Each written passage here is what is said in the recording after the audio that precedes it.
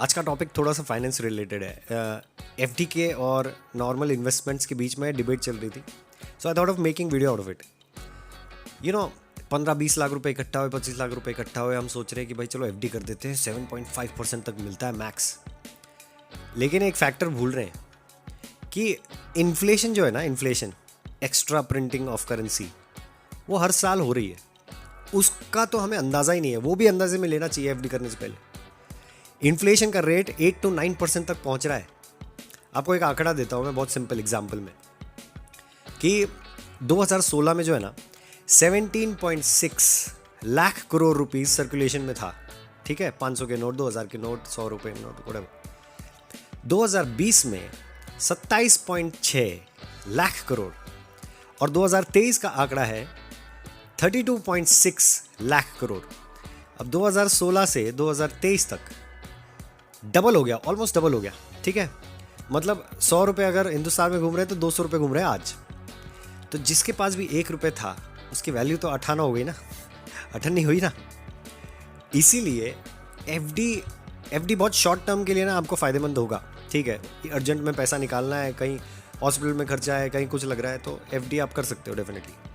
लेकिन आपको definitely long term investment के बारे में सोचना है। अगर आपको पैसा ग्रो करना है इन्फ्लेशन से भी ज़्यादा, आप सोचिए 8 to 9% आपको इन्फ्लेशन बीट करना है पहले तो।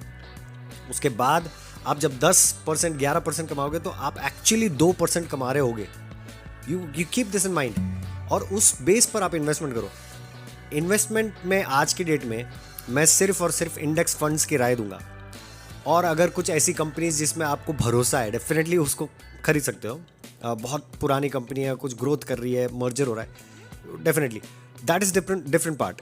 बट ब्रॉडर स्केल में ना आपको इंडेक्स में इन्वेस्ट करना चाहिए, गोल्ड में इन्वेस्ट करना चाहिए।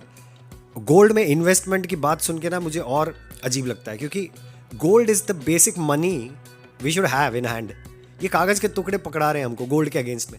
ये करेंसी जो हमारे हाथ में होती है ना, 500 रुपये वगैरह, ये आरबीआई में जाके you can collect your gold. ये रिसीट है उस गोल्ड की जो आपने डिपॉजिट कर रखा है नोइंगली आरबीआई के पास। गोल्ड को हम एसेट के तौर पर खरीदते हैं और ये सोचते हैं कि गोल्ड का भाव ऊपर जाएगा नीचे। अरे gold is real money, this कागज का टुकड़ा इज नॉट रियल मनी।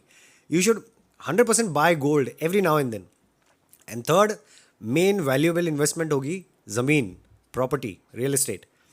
ठीक है, thank you so much for watching. जिंदगी ने की है कैसी साजिशें,